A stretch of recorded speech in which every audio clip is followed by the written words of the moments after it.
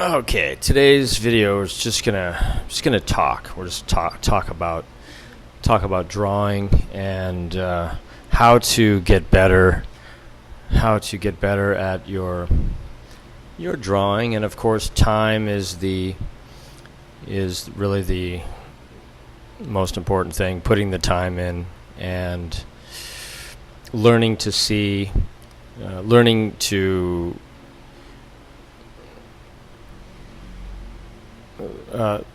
to just draw from life. And I always recommend going outside and drawing and just asking people, can I draw you, and just start drawing people, and then give them the picture. I mean, they may not like it, whatever, but so really, things are going to be sort of dirty, messy, and fragmented, sort of like all over the place when you first start. I mean, things are out of place, but the more you do it, of course, the more you see. It's kind of like, okay, I have a good example, because there's been a lot of talk recently about some of these people who are transgenders, right? Like, okay, so Taylor Swift is a transgender. I know most people don't know that, but that's true. Okay, so it's hard to see that. It's hard to see that. I know that's hard to see it. But as you improve your eye for being able to see a transgender, you will start to see more transgenders. And it's just the same way with drawing. The more you see, the more you will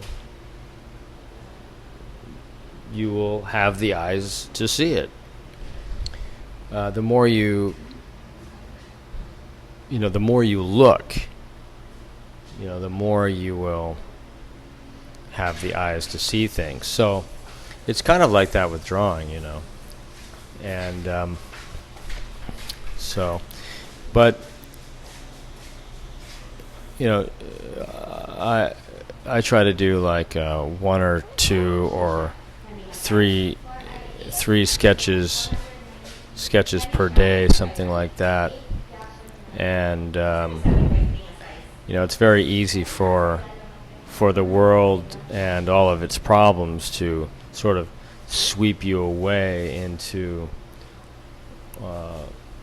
another world, and you get distracted. I mean, imagine if you just woke up and you had a cup of coffee and you sat at your easel for like 20 minutes and started some drawing. You have to make this a business. You have to just like anything else, you have to set aside a place, a special place where you can get into this frame of mind.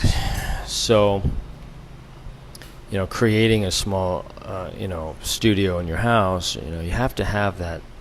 Can't be in your bedroom, you know what I'm saying? You can't like think about your bed and then your desk, and I mean, some people can do it. I can't do it. And anyhow, I'm just thinking off the top of my head some of the things that have been difficult for me with the drawing stuff. And I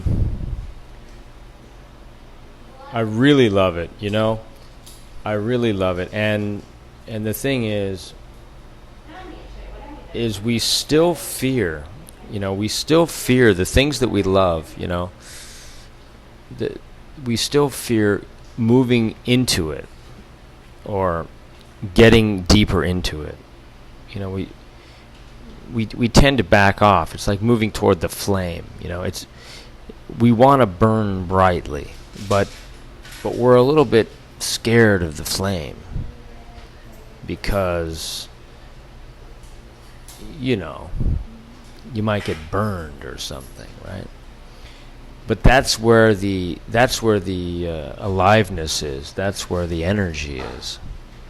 And so when you start to get better at your drawing, and you want to be pro, you want to move toward it, you've got to iron out all of those. You've got to go through it. You got to push on. You got to push on, and sometimes force yourself to sit down and do it, because, and it really comes down to, a lot of it is your life. I mean, who's distracting you? What's distracting you? Is your phone distracting you? Those damn smartphones. I hate them. I don't have one. I absolutely hate those things, okay? They are the most annoying things. I mean, nobody needs to walk around with a small computer all frickin' day. You know what I mean? Anyway, so